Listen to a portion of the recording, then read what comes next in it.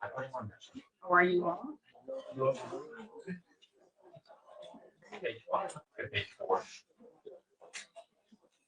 All right. Cool.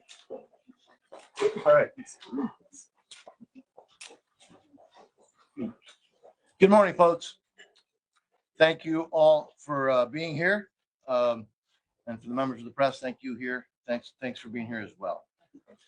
Let me just first introduce some of the people that are here. I'll introduce my colleagues later. But among we have a number of elected officials. We also have Mary Davila on behalf of our senior senator of Florida, Rick Scott. Let me also really begin with the family members of the victims, those victims that were murdered in cold blood 30 years ago on Tuesday. Miriam de la Peña is here, mother of Mario Manuel de la Peña, who was 24 years old when he was murdered.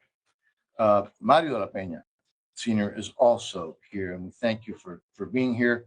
And also Melissa Chantes, who's the niece of Carlos Alberto Costa. Again, he was 29 years old when he was murdered. We have a number of also of elected officials. We will start. Again, there's the federal members will speak, but we are privileged to have the great mayor of this city, Jose de la Cruz. Where are you, Mayor? Thank you, sir. Thank you. Weston Commissioner and Patriot activist Fabio Anda. Where is our dynamic supervisor of elections? We're done now. You never see another year. Or she's scheduled to be here, so she'll show up. Daniel Fernandez, the tax collector, are you here, sir? Scheduled to be here. Okay. Dr. Orlando Gutierrez Boronat from the National. All right, go ahead, interrupt me. You're gonna fly. He doesn't need an introduction. It doesn't need an introduction. Minoca Perez Castellon, thank you for being here. The voice of reason and of freedom. I just want to make sure that where's Rosa Maria Paya? Rosa Maria Paya, thank you for your patriotism and your sacrifice and your family's sacrifice. All right, that's all I have here. I'm sure I'm missing folks. 30 years ago Tuesday, two civilian airplanes on a humanitarian mission in international airspace were shot down. And those four individuals were murdered in cold blood. In cold blood. And while there have been some indictments, including the pilots, there was a conviction of a person in a conspiracy to commit murder, the murder of these four individuals. The main person, the person who ordered the murder in cold blood of these individuals, nothing has happened. There's been zero accountability. And now we're talking about 30 years of zero accountability. Well, that has to end, because you cannot murder Americans in cold blood and get away with it and have total impunity. And that is what has taken place. But you see, we're not willing to forget when people are murdered in cold blood and just pretend that it didn't happen and just look the other way. So yes, it's been 30 years, but we will not forget. We have not forgotten. And you know what has changed, however, and why this anniversary of this horrific crime is different? Because we have a president of the United States who is not willing to see the murder of Americans take place with impunity. And he is willing to protect the security interests, the national security interests of the United States. And he's proven that time and time and time again. So while there have been efforts in the past, circumstances now, I think, merit a renewed effort to make sure that those responsible for this murder in cold blood, a premeditated murder in cold blood, for the head person, the one who gave the order, and by the way, who in essence has confessed to that, and there's clear evidence of that. We think it's time, actually it's past due, that that person also be held accountable, which is why my colleagues and I have written a letter to the president, copying the Attorney General of the United States, just putting out the facts that are plain to see, some that I've just mentioned and others, and asking that the president review, and if the evidence shows, as we are confident that it will show, because there have been so many reports on this, we are asking that the person who gave the order in a premeditated fashion to murder these four individuals in cold blood 30 years ago from next Tuesday be indicted for murder. It is time that this individual, that those responsible for this cold-blooded atrocity, murder of Americans, it is time that that no longer happens with impunity. I'm exceedingly proud of my colleagues and this community. This community has not forgotten. The family members obviously carry that pain, and we have not forgotten. And we are going to continue to push and pressure until there is full accountability for the murder of these four young individuals. Let me now introduce the person who needs no introduction. She has a long history of serving the people of Florida, but now she is doing it in the United States Congress, and she's doing it with great courage, with brilliance, and it is a huge privilege and honor to now bring to the podium our Senator Ashley Moody. Well, thank you. Good morning. Buenos dias. I'm Ashley Moody. It is such an honor to be back in South Florida with my colleagues and the family members of some brave individuals that we lost 30 years ago this month. And this marks the anniversary of this tragic event. And while it was a time of loss and certainly devastation for the families that they left behind, some are with us today, it was also a rallying cry for those that had been fighting for the Cuban people, for their freedom, so that they could realize their God-given rights. And it really set the stage of a difference in leadership and the effects of supporting certain government structures. And it became symbolic for the people here that it is meaningful to dedicate one's life to fighting for freedom, especially those here who witnessed it, who had family members who had it taken away so easily. They understand continuously fight for and defend freedom. That is why Florida, right now, at this moment in time, remains a shining light, a beacon of freedom in this nation. In the middle of calls for collective warmth out of ignorance or lack of history or not an understanding of that false promise,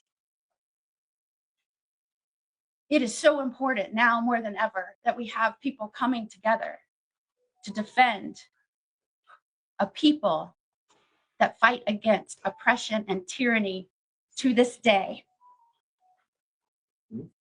And we're here with colleagues that are demanding, insisting that we not forget those four lives that we lost 30 years ago, and that we continue to fight for justice for them.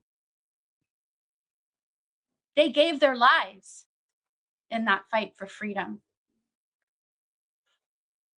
And we owe it to them to show up 30 years later and demand that the person that ordered their murder be brought to justice. Now, I know this administration This president cares about bringing people to justice. I know this DOJ will work hard and approach this case with renewed vigor, because I can tell you, not just standing here as the newest United States Senator, but I can tell you as a former Attorney General, as a former federal prosecutor, cases sometimes go cold, especially some involving murder, conspiracy to commit murder. Cold cases are often brought decades later. This case never went cold. This is a hot case. There is evidence then, and I'm hoping there is new evidence to corroborate, that Raúl Castro was involved in that conspiracy to murder the brothers to the rescue. And all we need is someone to charge into that hot case with renewed vigor and fierce passion and embrace the heat.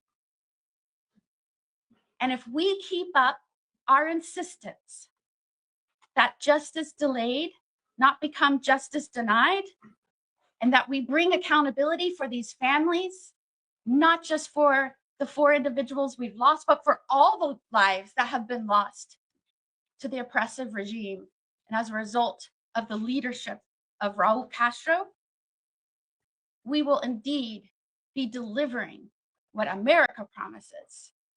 And that is that we fight for victims, we deliver justice, and we always stand by those seeking freedom. So I stand with my colleagues today and recognizing this important anniversary. We should do this every year, but especially this year on the 30-year anniversary, and demand an indictment of Raúl Castro. Thank you.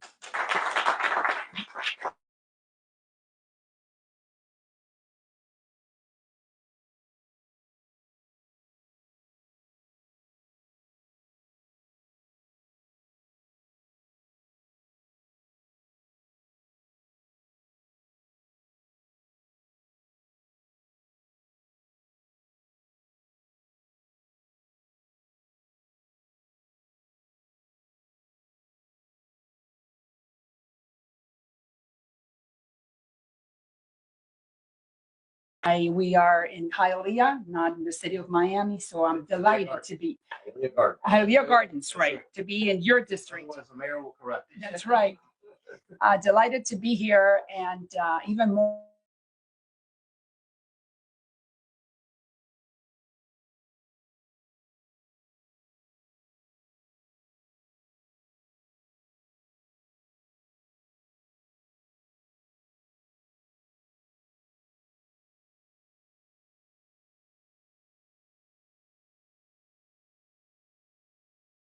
And that was one of the thousands of murders and tortures and very bad moments that these people have put the Cuban people through. So the moment of truth has arrived, not only for this case, but for the Cuban people. The moment of freedom for the Cuban people is here.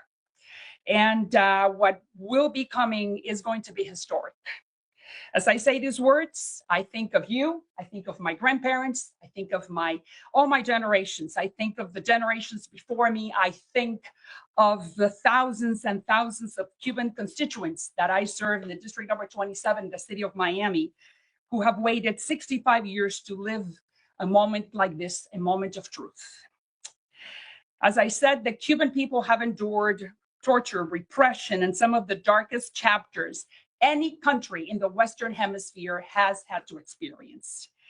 And this is one of the most horrendous crimes committed by this regime, the shooting down of 4 planes, American planes with American citizens on board, just because they wanted to let the Cuban people inland or on the island what their human rights were. That's all your son was doing. And I am sure that you can never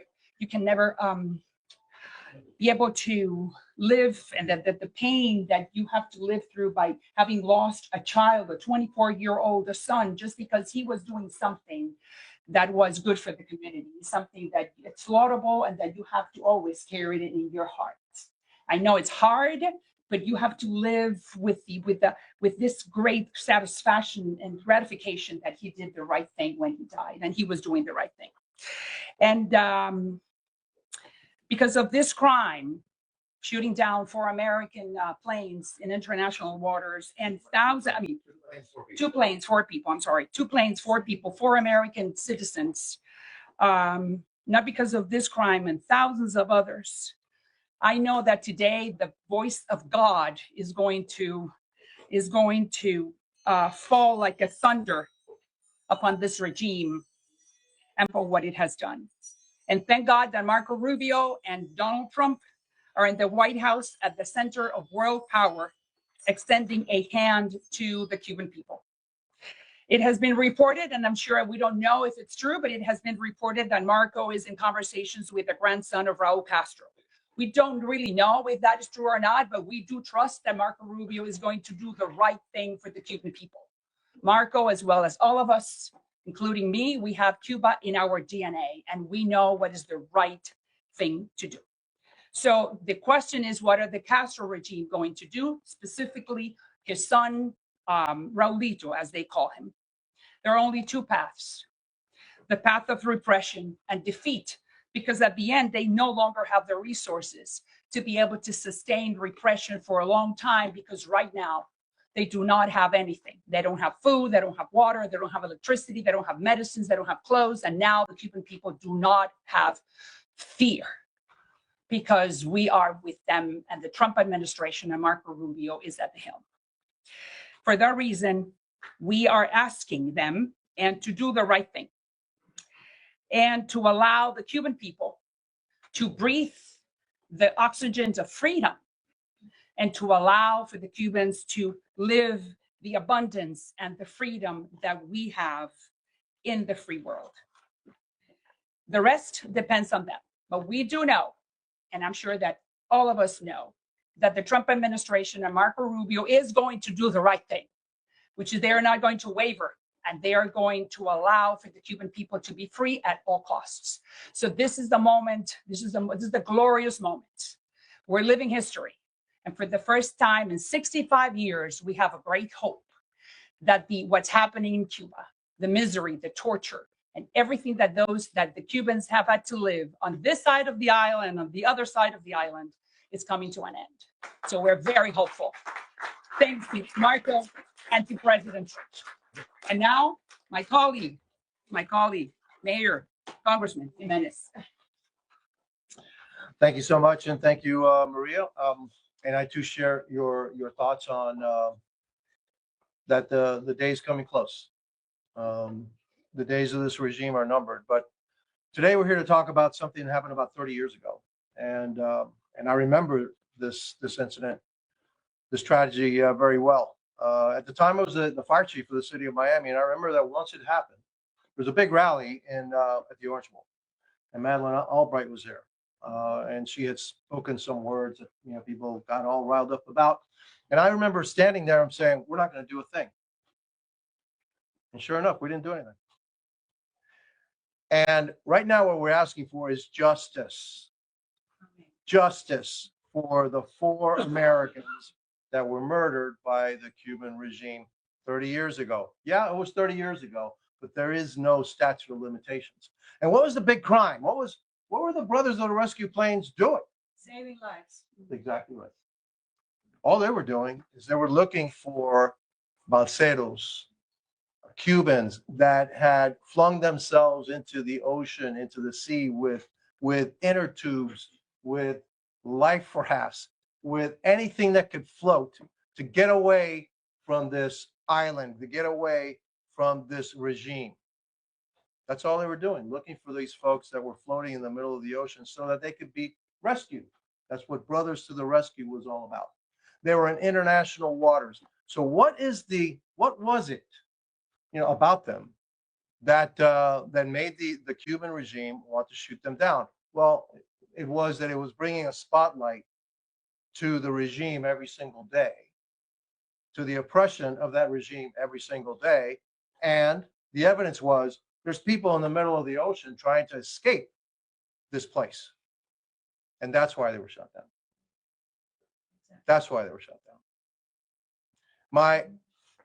I guess you can sense my frustration. My frustration was, where was the justice for American citizens? 30 years ago. There were American citizens shot down in international waters by a communist dictatorship that's 90 miles away. What happened to them? Nothing. Nothing. Now we know that Raúl Castro ordered it because he's admitted to it. So there's evidence, plenty of evidence, to indict him. And yeah, it's 30 years later, but you know what? No statute of limitations, and justice needs to be served. Justice needs to be served. Those 4 Americans need justice. And that's why we're here. You say, wow, it's 30 years.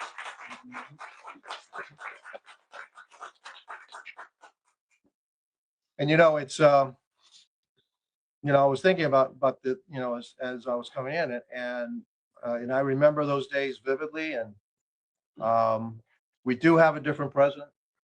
Like I said, when I was standing in the Orange Bowl, because we had that big rally, and I was the fire chief, and I had the privilege of standing in the Orange Bowl and actually talking to Madeleine Albright, I knew nothing was going to happen. I knew it. I just knew it, because that's what American administrations have done in the past. This is a different administration. It's a completely different administration. And so, what we're asking, and we already did, is send a letter to the President of the United States, Donald Trump, and saying, and to Department of Justice, asking for something, for the right thing to be done by these 4 American citizens. Indict Raúl Castro, indict whoever else was responsible for this murder, because this was murder. I mean, if you look back there, there's a portrait, I think, of a Brothers to the Rescue plane right up there. There's a Brothers to the Rescue plane standing out, out front. That posed absolutely zero threat to the Cuban government. Okay, all they were doing was trying to do good by rescuing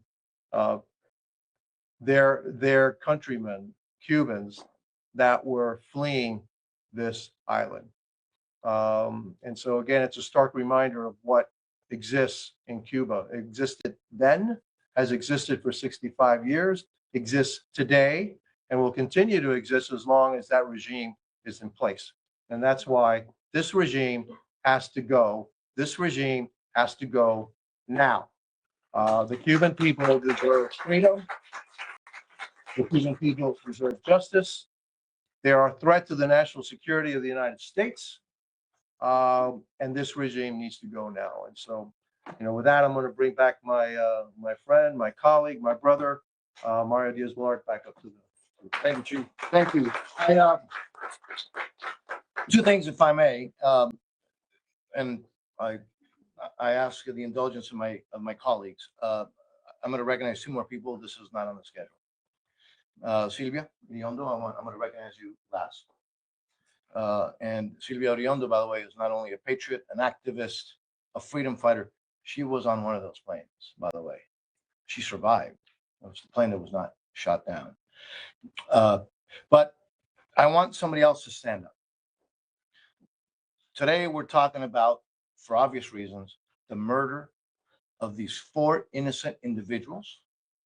And we're asking, as we've already stated, we put that in writing in a letter, as we said we would, of the indictment of the one who ordered the murder, premeditated murder in cold blood of these 4 individuals. We also did another letter, which I want to talk about, because the impetus for that letter is our newly elected tax collector. Will you please stand up, sir? Please stand up. Daniel Fernandez. Thank you. The law of the land of the United States is very clear that the sanctions on the regime are there until the conditions in the law are met. There are some exceptions to those sanctions, which include strictly humanitarian assistance. And let's be very clear, the United States always has and continues to be the largest provider of humanitarian assistance directly to the Cuban people. That's been the case, that continues to be the case. But what our tax collector found, and he did so brilliantly because he was getting every obstacle you can imagine from the federal bureaucracy, but in a brilliant way, he was able to find what we believe are direct violations of American law. Direct violations. And let me briefly explain what some of those are. As I mentioned, there are some explicit exemptions in the law for humanitarian aid.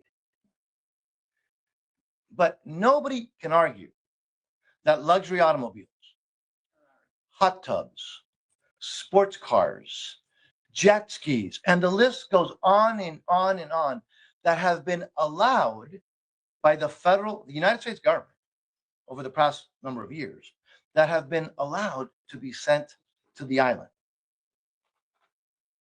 Nobody in their right mind can think that any of those items are, first, humanitarian in nature, and number two, permissible in the law. And as we know, just because an American government agency tells someone in the private sector that they can do something that's illegal, doesn't make that legal. Unfortunately, the cruise ships and the cruise ship industry learned that the hard way when they were sued and received a very harsh judgment from a judge that mentioned specifically that just because somebody, some bureaucrat, or even a potential high-level member of the federal government says that something illegal somebody can do does not make it legal. So we've also sent a letter saying that has to be reviewed, and that obvious abuse, breaking of U.S. law, the sanction laws, have to stop now. But the reason we have that evidence is because of this man right here. So we are indebted to you. Thank you for your leadership. Thank you, sir. Now with that, I'm going to ask Silvia Ariondo, who doesn't need an introduction in our community. We know her so well, like everybody else here on the stage, to please say a few words. Thank you. As you know, 30 years ago, 24th of February, 1996, at approximately 1:20 p.m. in the afternoon, 3 small, defenseless, unarmed, little planes that look and feel like motorcycles in the air left the Opa-locka airport en route to the Straits of Florida, to international airspace, to try to find that little spot in the ocean that would tell Brothers to the Rescue that there was a life, there was a man, a woman, children trying to escape the communist island in search for freedom. That was the purpose of that flight, the 24th of February, 1996. 3 planes left Opa-locka Airport. Only one returned that day. In that plane, Jose Basulto, president of Brothers to the Rescue, Arnaldo Iglesias, another member of Brothers to the Rescue, my late husband, Andres, and me as volunteer spotters were on board. That day, a heinous crime was committed. The most noble work of humanity is that of saving lives. And this for Carlos, Armando, Mario, and Pablo could have been that Saturday anywhere in the beach, having fun, but no, they were on a humanitarian mission to save lives. 3 American citizens, 1 legal resident of the United States, that, by the way, had been saved before by Brothers to the Rescue. I'm referring to Pablo Morales. It was an incredible act that defies all sense of humanity. Throughout the missions and the flights of Brothers to the Rescue, more than 5,000 lives were saved in more than 2,000 flights to the Straits of Florida in international airspace. 30 years have gone by. There were a lot of statements made. President Clinton promised the families that justice would be done, and we are here today, and justice still hasn't been done. There can be no peace unless there is justice. And that's why it's so important. And we thank our members of Congress and the families that are here today that still have not been able to get that justice they deserve as any family would. So that's why we're here supporting our members of Congress and demanding that Raúl Castro, who is still alive, there were two that ordered the shootdown, Fidel Castro and Raúl Castro. Fidel Castro passed away, nothing was done in spite of all the promises and in spite of everything. But now we have an opportunity.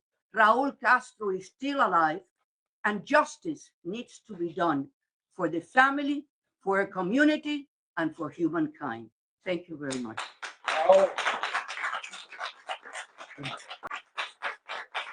We will do, please bear with us. We're gonna do very short statements in Spanish, and then we will take your questions. And thank you to the members of the press. Muy brevemente. Este es otro aniversario de esa tragedia que ocurrió hace 30 años, donde dos avionetas que estaban solamente salvando vidas sobre el mar, volando sobre el mar, voluntarios volando sobre el mar, buscando esas personas que pueden estar vivas en el medio del océano, que se lanzaron al agua buscando libertad, algunas veces con una balsita o un pedazo de madera. Y estas avionetas lo único que estaban haciendo era tratando de rescatar, primero encontrar y rescatar a estos individuos, salvando vidas. Y por eso fueron derribados dos avionetas. Y 4 valientes individuos, vino 3 ciudadanos norteamericanos y un residente de este país, fueron asesinados en sangre fría.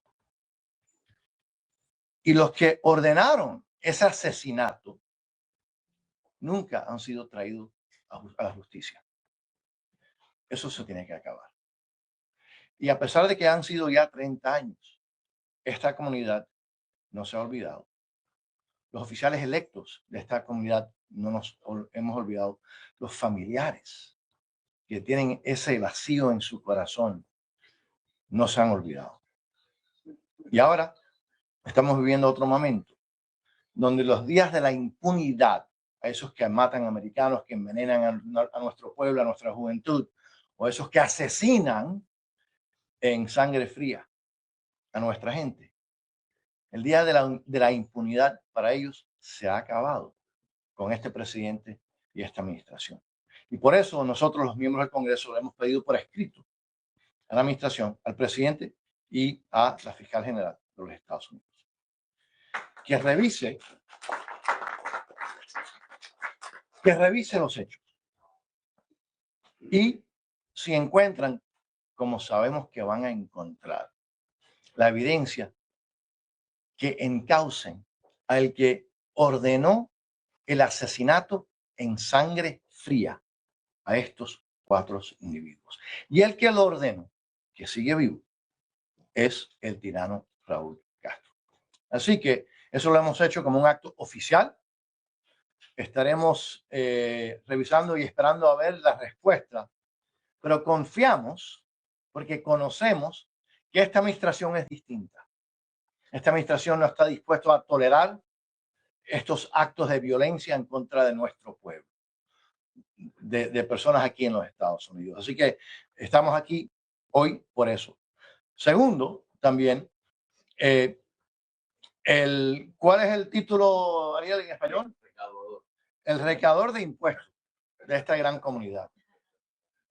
De una forma brillante, por cierto, ha encontrado lo que nosotros pensamos son violaciones directas de la ley de los Estados Unidos. La ley está muy clara. Hay sanciones en contra del régimen hasta que las condiciones de la ley se cumplan. Sanciones contra el régimen de La Habana. Pero hay algunas excepciones explícitas en la ley. Por cuestiones humanitarias, asistencia humanitaria se puede enviar directamente al pueblo cubano, no al régimen. Pero lo que él ha encontrado es que por varios años ya se han estado enviando al régimen de La Habana, porque esto no va al pueblo, automóviles de lujo, vehículos de natación, hot tubs, jacuzzis. O sea, son cosas que suenan, pero que es totalmente, no solamente inmoral, pero además ilegal. Y por lo tanto también mis colegas y yo le hemos enviado una carta a la administración, al Departamento de Tesoro y Comercio, que analicen esa evidencia que brillantemente Ariel Fernández, él y su equipo encontraron. A pesar de los obstáculos que él nos ha dicho, se encontró con la burocracia del gobierno federal, esa evidencia ya está ahí. Así que le hemos pedido también a la administración que pare esa violación directa de la ley. A 30 años de este asesinato, confiamos de que por fin va a venir la justicia al que ordenó el asesinato de estos valiosos individuos. Y para eso estamos aquí y le damos las gracias a todos ustedes. Déjame primero ahora presentar a Senator Moody. I'm not going to introduce you in Spanish, right? It's okay. Okay, no. Senator Moody is not going to speak in Spanish. That's right. But who will speak in Spanish is my great colleague, who is a joy to work with, Congresswoman Salazar, María Elvira Salazar. Vamos entonces a hablar en español para aquellos medios. Encantada de estar con toda mi comunidad y con gente que cuando era periodista entrevisté y saludé y tuve una gran relación con ellos, al igual que encantada de estar con la senadora y con mis colegas y con defensores de la causa cubana. Ya Mario lo ha dicho, no hay que repetir, sabemos que han sido no solamente este crimen, que fue uno de los peores que está en los libros del castrismo, sino todas las barbaridades y todas las vejaciones que le ha hecho este régimen castrista a los cubanos. Pero las buenas noticias es que está todo por terminar. Sabemos muy bien cuando hablo estas palabras, solamente puedo acordarme de mis constituents, de los votantes, de la gente que yo represento, el corazón de la ciudad de Miami, el corazón del exilio cubano, de mis ancestros, de mis abuelos, de mis padres, de toda la gente que ha sufrido la separación de familias, las muertes, el estrecho de la Florida, estos 4 individuos que hemos hablado, que lo único que querían era ayudar a otros que estaban tratando de escaparse de la tiranía, poder llegar a tierras de libertad. La realidad es que estamos en el medio de la historia. Sabemos que las cosas son diferentes porque hay 2 personas al mando. El presidente Donald Trump en la Casa Blanca y el secretario de Estado Marco Rubio. Marco Rubio, al igual que muchos de nosotros, tiene a Cuba en su ADN, por nuestros ancestros, por nuestros padres. Y sabemos que él sí va a hacer lo correcto. Y lo correcto es liberar a los cubanos de esta odisea. Lo que queda por verse es qué van a hacer los castristas. Sabemos que hay reportes de prensa, no sabemos si es cierto, no lo podemos confirmar, que Marco Rubio está en conversaciones con Alejandro, que es el nieto favorito de Raúl Castro, le dicen Raulito, tiene 41 años y hay un video que está en el internet que donde él está bailando y dice, esto parece que estamos en Miami. Eso es exactamente lo que el pueblo cubano quiere.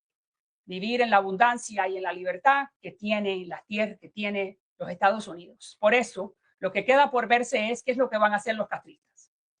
Si van a permitirle si van a seguir oprimiendo, pero la realidad es que eso tiene un fin muy rápido, porque no tienen los recursos, no tienen agua, no tienen comida, no tienen gasolina, no tienen energía, ya el pueblo no tiene miedo. Ese es un curso de acción. Y el otro es permitir que ese pueblo cubano pueda respirar el oxígeno de la libertad. Esa es la manera correcta. Lo que sí sabemos seguro es que el presidente Trump y Marco Rubio van a hacer lo correcto, que es liberar a los cubanos de la opresión.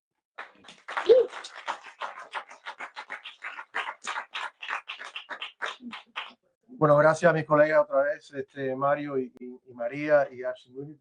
Muchas gracias por estar aquí, toda la gente que está aquí. Yo no voy a hablar mucho, yo simplemente voy a repetir lo que dije en inglés, pero mucho más breve. Yo me recuerdo cuando era el jefe de los bomberos en el año 1996, estuve en la reunión que tuvieron en el Orange Bowl sobre lo que había sucedido con el Brothers to the Rescue. Y yo pensé en ese tiempo, había muchas personas que estaban diciendo muchas palabras muy lindas, pero que nada iba a pasar. Y nada pasó. Y ahora, ¿cuál es la diferencia ahora? Es que tenemos un presidente diferente. Un presidente que a mí también no me importa lo que dice el presidente, lo que me importa es lo que hace el presidente. Y lo que ha hecho, lo ha demostrado que es una persona de acción.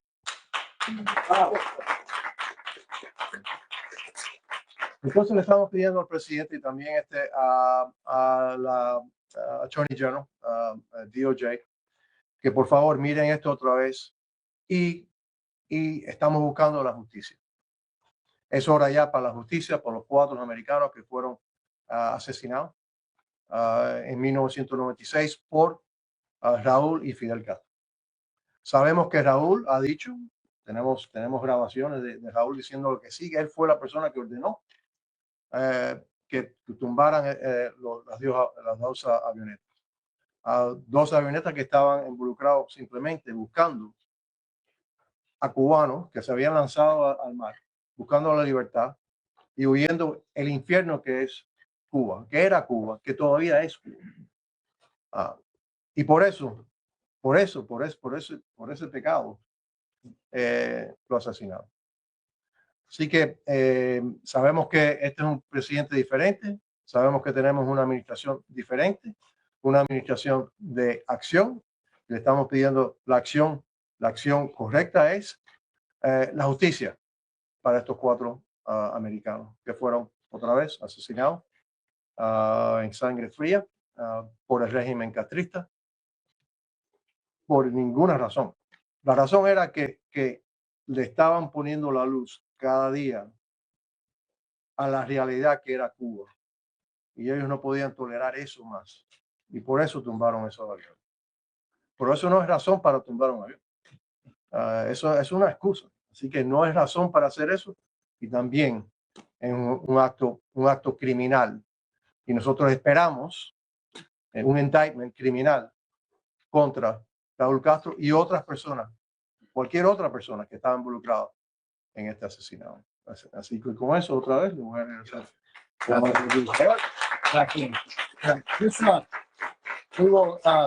Antes de nuevo, porque no se lo avisé a ella, antes de que Silvia Iriondo cierre esto. We'll take questions after Silvia Iriondo. I just want to, you've heard about the evidence, right? We keep talking about evidence. You know, some of that evidence, by the way, was made public by the press, by El Nuevo Herald, many years ago. And it's not only that it wasn't acted on, it's worse than that. That during the Clinton administration, they had that evidence and a lot more. And not only did they not act on it, they buried it. They buried it and they locked it away. They locked away evidence that showed, that implicated, frankly, almost in a confession of the murder of 4 individuals. And yet the Clinton administration not only did nothing, but knew that that evidence was there. And that, by the way, has been reported throughout the press throughout a number of years. So again, that's why we are asking for this again, and we have a different administration. Ahora le voy a pedir que para que nos cierre este momento solemne, pero también de esperanza, a Silvia Iriondo. Esto no se lo habíamos dicho antes, pero ella siempre sabe, porque llevan esto tan profundamente en su corazón. Nadie mejor que para cerrar esta conferencia de prensa que a nuestra hermana Silvia Iriondo.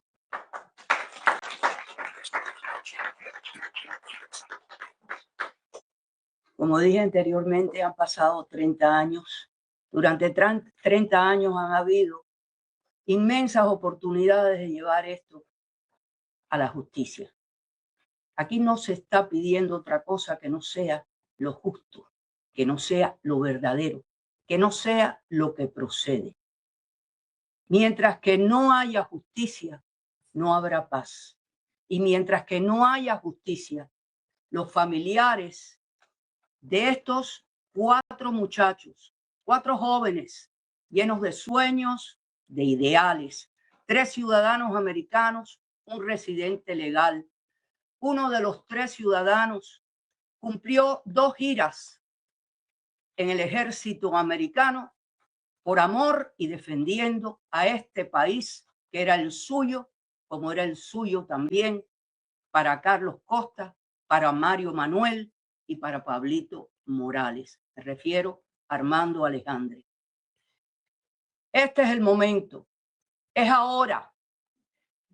Confiamos en esta administración del presidente Trump. Confiamos en nuestro secretario de Estado, Marco Rubio, y confiamos en los miembros del Senado y del Congreso que nos acompañan en esta petición de justicia. No porque nosotros querramos, no porque nuestra comunidad quiere, aparte de todo eso, porque es lo justo, es lo necesario y es lo moralmente correcto.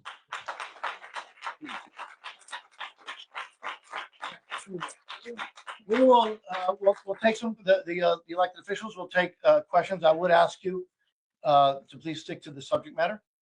Some of us will be around later if you have some other questions. So we will start, and who's going to start? Yeah. Hey, Lana. 2-part question. Yes, ma'am. Since President Clinton, there have been other U.S. presidents, and certainly South Florida has had its share of very powerful Cuban American conversation. Why hasn't that letter been written before now? And then, okay. Yeah. Well, actually, Lana, no, good question, except that these efforts have taken place in previous years.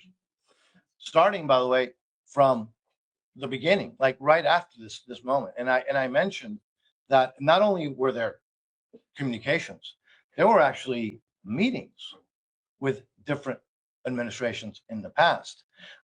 Recently, I reread, by the way, a meeting that was had by then Congresswoman Ileana Ros-Lehtinen and Congressman Lincoln Díaz-Balart, where they were furious because they, and here's the problem, in a classified briefing, now that has come out ever since, in a classified briefing, they were shown some evidence, including this recording that has gotten a lot of play recently, that, by the way, was reported in the media here in Miami and Nuevo Herald, right? And by you yourself. And our members of Congress at the time discovered that the Clinton administration had that evidence and a lot more. And they literally put it in a drawer and hid it and kept it away from view.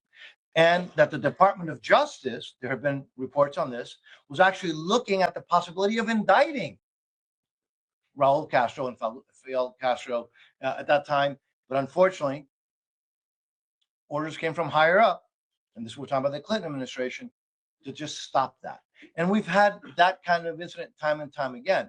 What is different now is that we have a different administration. Remember, what was the law from the 1990s was that the capital of Israel is, the historic capital has always been Jerusalem.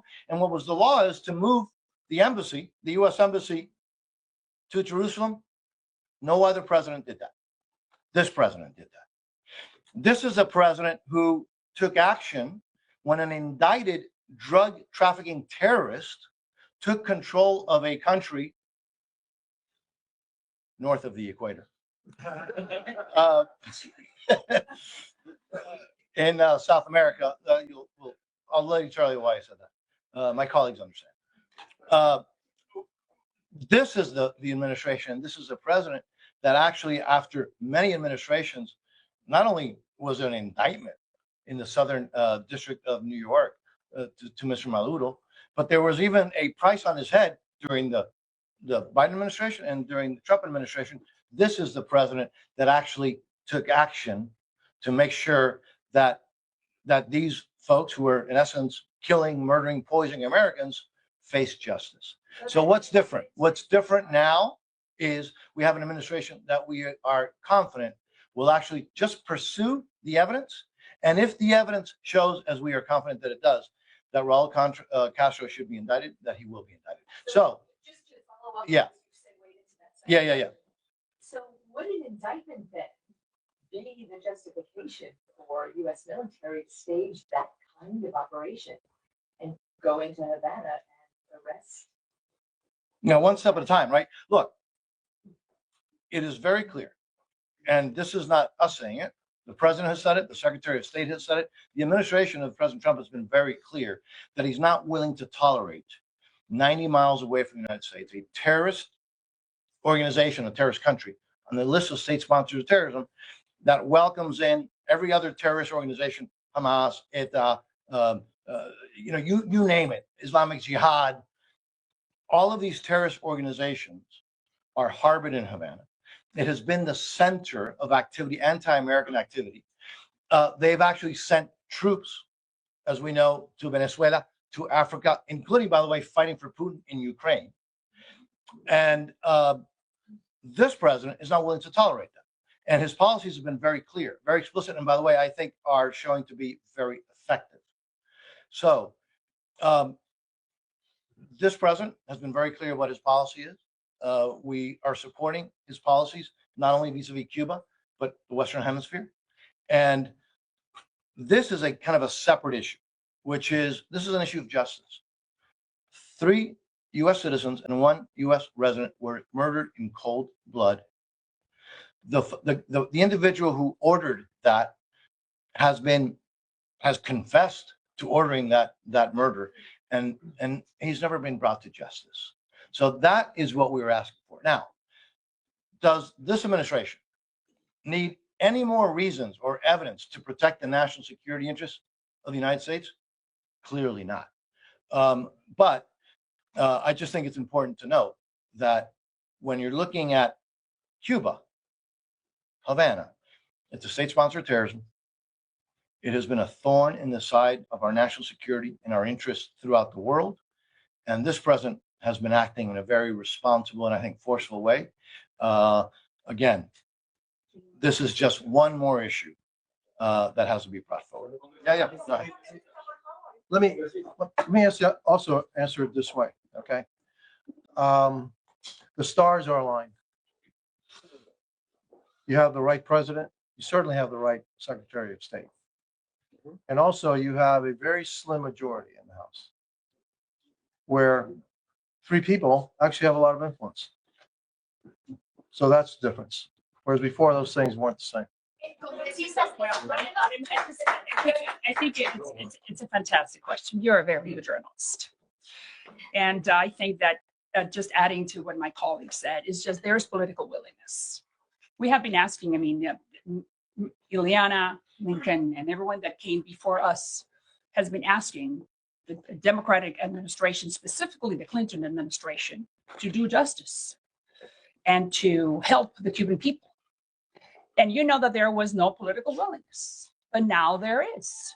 And that is why the regime needs to understand, like Maduro understood, there's a new sheriff in town and has next to him a very big figure called Marco Rubio. So like Carlos said, all the stars are aligned.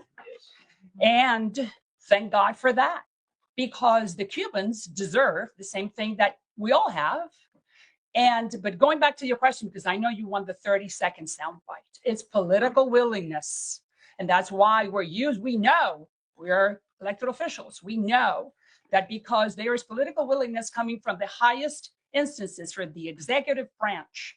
That's why we're sending a letter saying, hey, remember, this happened 30 years ago on top of 1,000 of other crimes and terrible acts on the Cubans. Please pay attention now. Please serve our community. Please understand that this is good for America. It's good for the Western Hemisphere. And we know that he is listening. That's the answer. Let me just a follow up, by the way, just a reminder. Yeah, we'll do it. We have some time. Just a reminder to, to add to what my colleagues just said. Remember that there was one person, by the way, that was convicted because of conspiracy of murder, convicted because of the conspiracy to murder these individuals. And he was in prison in the United States, convicted in a jury trial. And President Obama literally released him and sent him back at the request and as a gift to the terrorist organization, the state-sponsored terrorism 90 miles away. And he was welcomed there with this huge PR campaign. But so when you talk about what's the difference, the contrast could not be more dramatic, which is why, as María Elvira Salazar mentioned, the stars have lined up. We don't forget. There is no statute of limitation for murder, and we're confident that justice finally will be served. El encausamiento judicial contra Raúl Castro y a su vez en Francis, como lo comentaba la congresista, Marco Rubio estaría conversando con el nieto de Raúl Castro. Ustedes se han notificado con el Departamento de Estado para saber si eso es verdad. Y la segunda pregunta sería, ¿están interesados en saber qué conversaciones estaría teniendo el Departamento de Estado con el nieto de que supuestamente asesinó a los 4 asesinos? Sí, mira, muy buena pregunta. Primero, yo no voy ahora a hablar de los detalles de algunas conversaciones que pueden no están sucediendo. Gracias a Dios, yo estoy en una posición donde trato diariamente con los temas de relaciones exteriores, el financiamiento y todo eso. Tengo algunos detalles de lo que está ocurriendo. Y esto es la clave. Me siento totalmente confiado en algunas cosas. Número uno es que si hay conversaciones, esas conversaciones no son de negociaciones, de concesiones, de ayuda, de respaldo. Si hay conversaciones, están basadas sencillamente en la política que ha sido muy clara, expuesta por el presidente de los Estados Unidos. Y es que ese régimen narcoterrorista a 90 millas se le han terminado sus días. Esa es la única e igual que hubo conversaciones a los más altos niveles. Y el mismo presidente de los Estados Unidos dijo que él habló con hasta el narcotirano Maduro. Pero la diferencia es que cuando la administración del presidente Biden tenía conversaciones, era para ayudar al régimen de La Habana, ayudar al régimen en Nicaragua y ayudar al régimen en Venezuela. Lo que ha cambiado es todo, porque tenemos un presidente que no está dispuesto a aceptar. Él lo ha dicho públicamente, el secretario de Estado lo ha dicho, y nosotros repetimos lo que hemos estado diciendo por mucho tiempo. Y la administración ha puesto esta política explícitamente para que todo el mundo lo vea. La aceptación de este régimen a 90 millas se ha acabado. Y no hay posible oxígeno para ese régimen. No hay posible alivio para ese régimen. No hay un futuro mejor para los tiranos, el tirano o los que los rodean. Y por eso tienen pocas opciones. O se ponen para su número, como decimos vulgarmente en nuestra comunidad, o van a sufrir consecuencias mucho peores que la que está sufriendo y va a sufrir Maduro en una cárcel norteamericana. Congresistas, primeramente, gracias por el trabajo que hacen a todos los oficiales electorales. ¿Qué tiempo pudiera demorarse la fiscal general para hacer esto oficial el encausamiento de Raúl Castro? Un mes, 3 meses, porque realmente el pueblo cubano necesita respuestas y todos están esperando, bueno, el pronunciamiento del gobierno de los Estados Unidos con una fecha aproximada. Lo voy a contestar en español, pero tenemos una aquí que era fiscal de Florida, así que no sé, eso es muy depende. Lo que sí sabemos es que hay mucha evidencia. Y esto es algo serio. Esto no es una cuestión política, esto no es una cuestión emocional, es una cuestión de que estamos exigiendo la justicia por el asesinato de 4 individuos. Así que, Senator Moody, I don't know if you want to talk about what the process may or may not look like for, okay. This, of course. So when you're looking at an old case, especially where co-conspirators presumably would have been tried, you have to start back at reviewing all of the evidence that would have been presented back to in that case before, whether that was to a grand jury, ultimately review all of the trial transcripts, determine what witnesses may still be available to assist. And of course, to bring an indictment, you would have to go through a grand jury process. Anytime you bring a federal indictment, you go through a grand jury process to seek indictment. And remember, to seek an indictment, you're dealing with probable cause that a person committed a specific crime. So if there is new and corroborating evidence that they have or new witnesses, they would also look at that to determine if that can overlay with something that may have been available 30 years ago. So certainly, it is going to be a process that will take time and attention of not just prosecutors, but law enforcement. But certainly, because so much of that has been available for a long time, it is a great place to start and overlay with new evidence as it becomes available or is available. Certainly, I am no longer a federal prosecutor. I am now a United States Senator, but I truly believe enforcing our laws is important. And I believe if justice has not been given to these families, it is high time to do so, if that is possible. Okay. Yeah. All right. We recently, on 156, recently aired the recording of Raúl Castro ordering the downing of the planes. That had existed obviously for 30 years. Could that still be used in this case? They will have to look at what might be offered in a grand jury setting. There are certain evidentiary standards that are available in a grand jury setting to seek indictment, and those may be different than what is required for an actual trial where you're dealing with a different standard beyond a reasonable doubt and different evidentiary challenges. But all of that is considered when you're going through the evidence that is available, whether it was available 30 years ago or they've added to that since, or it's currently available because of maybe new witnesses. All of that would have to be considered.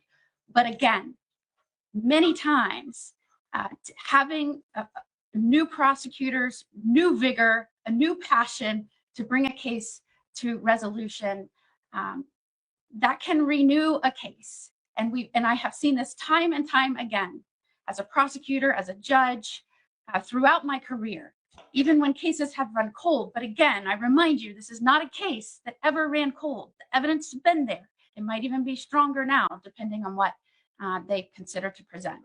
Congresistas, Martín dice que revelamos que durante la administración Biden llegó aquí uno de los pilotos que participó en la operación de Hermanos al Rescate. Este piloto, Pardo Guerra, está en este momento en una prisión federal, de acuerdo a la información que reveló el Departamento de Seguridad Nacional. ¿Podría ser un testigo clave en este caso? ¿Y qué saben acerca de lo que está sucediendo? Hay, como dijo ahora la senadora Muni, que además de ser senadora fue fiscal, juez, experta en asuntos legales, ¿no? Hay amplia evidencia, hay posiblemente múltiples testigos, algunos que presenciaron y sobrevivieron ese asesinato y otros que participaron o tuvieron algún otro papel. Este proceso va a requerir que todo eso se revise. Los que posiblemente están en la cárcel, que quieren hablar, o que todo eso es parte del sistema judicial. Y lo distinto, ¿no?, entre el sistema judicial que existe en los Estados Unidos, donde rige el Estado de Derecho, y por ejemplo lo que hay en Cuba, es que aquí se sigue la ley. La tragedia que es en este caso, donde hay mucha evidencia, Y sabemos que mucha de esa evidencia ha existido por décadas, pero en el caso, por ejemplo, el presidente Clinton lo engavetó a propósito, sabiendo, ¿no? Lo que ha cambiado es que ahora tenemos una administración que está dispuesta a seguir la ley, hacer cumplir la ley. Y por eso nos sentimos bastante confiados que si se hace cumplir la ley, basado en el Estado de Derecho, que el encausamiento a Raúl Castro va a venir. After Maduro was captured, Marco Rubio mentioned that they have given Maduro many different options to exit the country. Now that we've heard that Maduro is in conversations with Raúl Castro's grandson, is it safe to assume? Yeah, Rubio, right? Yeah. The Rubio, yeah. Sorry, we got about Rubio. The Rubio's in conversation. Yeah, It's- Rubio is in yeah, that's what conversation you with Raúl Castro's grandson. Would it be safe to assume that a similar conversation is taking place right now? Some options being offered for the family members to leave the island? Look, I don't want to put words in what, you know, the Secretary of State may or may not be doing. Here's what I am absolutely confident about.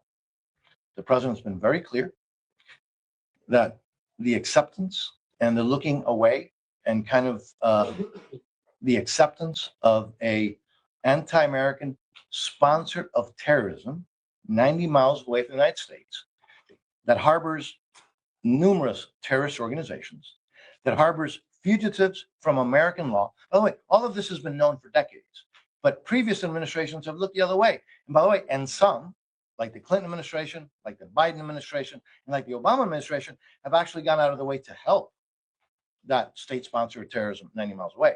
But so what we are very confident about is that the policy of this president, as he has stated and has been also restated by the Secretary of State, is the days of acceptance of that regime are no longer there. Number two is, as Secretary of State said in a Senate hearing, the law of the United States is very clear. By the way, in the law that had to pass House, 60 votes in the Senate, signed by the president, in those days, a Democratic president, the law is very clear. The law of the United States, as the Secretary of State says, requires regime change for normalization. And so we are very certain that this is a president who's a man of action, who will not tolerate, because he has stated that he won't, and we see what happens when he states things like that, that he's not going to tolerate this enemy of the United States that brings up other enemies of the United States 90 miles away from the United States. So that's why we're very confident that that regime's, that the days of that regime are numbered. Yeah, please. Let me say this, okay? I was very heartened when the president said that Marco Rubio was going to have conversations and was having conversations, because he said that on Air Force One. Marco Rubio is a son of this community. Marco Rubio is Cuban American. Marco Rubio knows what these regimes do. Most of them do just try to talk to gain time, to wait you out, to get a new administration so that they can survive. All right. Marco Rubio knows that very well. And so if there's one person that I would want to talk to the regime, it's Marco Rubio. ¡Bravo!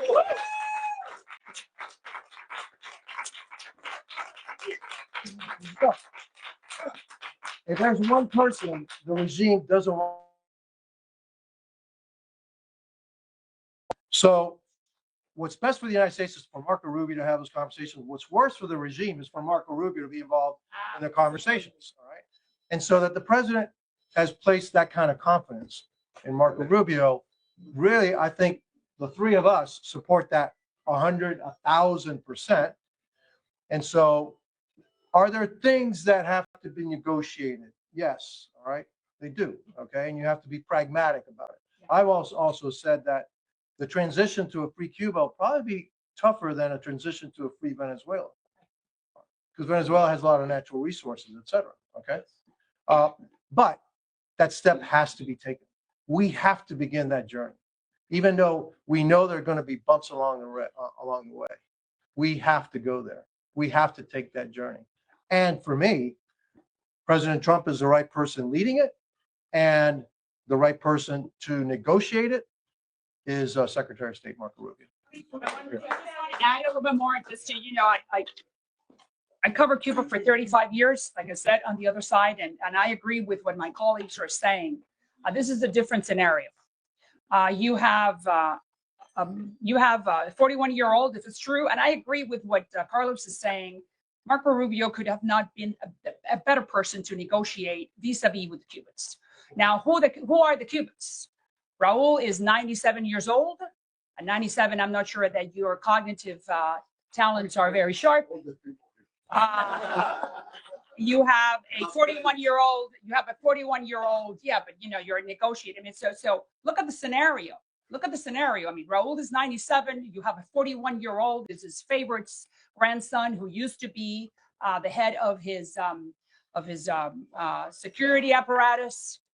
Who, as I said, wants to live and consume as if you were to be in Miami. So we are in front of a uncharted territory and in a very, very hopeful, because you do have in parallel a Cuban people who 2 years ago went on the streets, and hundreds of thousands of them from point A to point Z on the island were shouting "Libertad." That could happen at any time right now because they don't have anything, including electricity to water. Marco, who we all agree, said not long ago at a press conference that he was just waiting for an opportunity to help the Cuban people. Let's see what that opportunity is and what that looks like. So like Carlos said, this is not Venezuela. Venezuela has oil. They had a very strong democratic system. The Cubans don't, and they were negotiating. Before 25 years ago. And on top of that, they were negotiating with the major capo, Maduro. Right now, we're negotiating with the grandson of the guy. So no, I'm not saying that they're negotiating. The Trump administration was negotiating or was talking to Maduro in order to create a path or a platform for him to leave. We do not know what's going to happen with Cuba. So that is why, but it's still very hopeful. Por favor, en español para la audiencia americana, que esto es tan importante. Por décadas hemos escuchado argumentos en contra del diálogo. ¿Cómo poner estas conversaciones en contexto si están las conversaciones con el nieto de la persona que han encabezado? Es que estos no son conversaciones. Son negociaciones. Estos no están ¿No hay conversaciones? es que no hay nada que negociar. Conversaciones. La conversación, no hay nada que... Tú puedes conversar con la otra persona para ver cuándo se va, a qué hora y bajo qué condiciones. Y eso es lo que los tres estamos diciendo. Yo estoy de acuerdo con lo que dice Carlos Giménez. Nosotros podemos conversar con el enemigo y Satanás para ver cuándo se va del infierno, cuándo abre la puerta y cuándo libera. Claro que estamos de acuerdo, lo acaba de decir Carlos, de que hay que conversar para ver si podemos hacerle al pueblo cubano estos próximos tiempos de una manera más fácil y que no haya una catástrofe más de la que ha habido.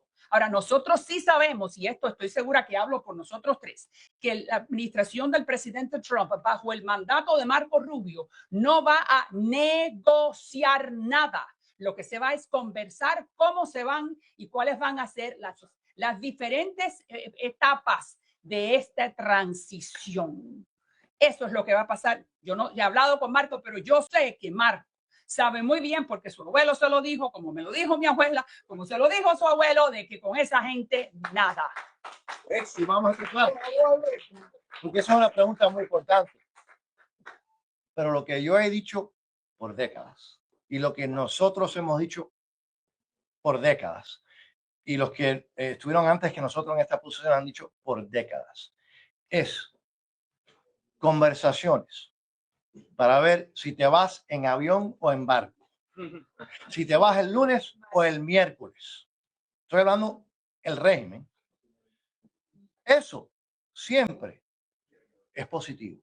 El problema es que con otras administraciones, particularmente, vamos a decirlo, todas las administraciones demócratas, cuando han tenido conversaciones, y por cierto, tampoco han sido negociaciones, porque cuando el presidente Obama tuvo conversaciones con el régimen de La Habana, no fueron negociaciones, fueron regalos, obsequios, concesiones y ayuda.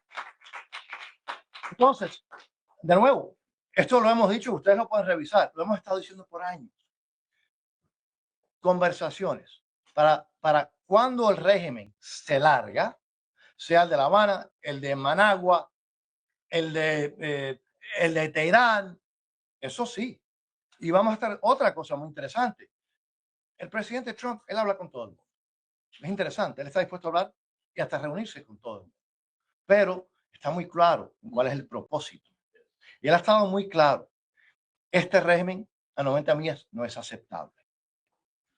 No es aceptable y que conste, como dijo María Elvira y como hemos dicho todos nosotros, no hay negociaciones para que el régimen pueda mantenerse en él, para que darle migajas al pueblo cubano. Aquí solamente hay una forma, una salida y un futuro para el pueblo de Cuba, que es la libertad absoluta y plena. Y la pregunta es si esos que el dinosaurio y los que los rodean quieren ellos buscar, y por cierto, yo no puedo hablar por la administración, pero yo creo, porque lo vimos en el caso de Maduro, que le dieron opciones. Se quieren ir a Rusia a vivir en Siria. Perfecto. Esa es una opción que tiene. La segunda opción no es mantenerse en el poder, no es buscar alivio para el régimen, no es negociar para comprar tiempo. La segunda opción es que queden o como Mussolini o con Soleimani. Esas son las otras opciones. En caso de que esas conversaciones no den fruto, ¿ustedes estarían de acuerdo con apoyar un bloqueo militar a Cuba? Bueno, lo que estamos viendo hoy en día, que es interesante, por décadas hemos escuchado del régimen hablar de las sanciones impuestas, por cierto, por el Congreso de los Estados, primero previas administraciones, después el Congreso de los Estados Unidos, que son sanciones que se desvanecen, se eliminan solamente cuando ciertas condiciones ocurren en la isla. Y han llamado eso el bloqueo. Hoy en día, lo que se han encontrado es que, por ejemplo, el petróleo que le estaba enviando Venezuela al régimen, que como ustedes saben, los revendían, no era para ayudar al pueblo, los revendían para ellos utilizarlo para la represión y para que los funcionarios, los familiares del régimen vivieran como si estuvieran viviendo en capitalismo. Eso no está ocurriendo. Y ahora vemos que los Estados Unidos están utilizando las Fuerzas Armadas de los Estados Unidos para garantizar de que ahora que hay un bloqueo sobre eso, que ese bloqueo sea eficaz. Pero también no solamente es que se está utilizando ese medio. Vimos que cuando el gobierno de México, una forma realmente, bueno, mezquina, grotesca, la presidenta de México dijo, vamos a seguirle mandando petróleo por cuestiones humanitarias, cuando ella sabe que ese petróleo no llega al pueblo, ¿no? Vimos cuál fue la respuesta del presidente Trump. Perfecto. A cualquier país que trate de ayudar al régimen, por ejemplo, con envíos de petróleo, 25% de aranceles sobre cualquier aliado, enemigo, amigo de un aliado. La realidad es, ha cambiado el momento. Este es el momento, se le ha acabado tiempo a ese régimen y estamos más cerca que nunca. Le damos las gracias a todos ustedes. Thank you all for being here and thank you all for being here. Gracias.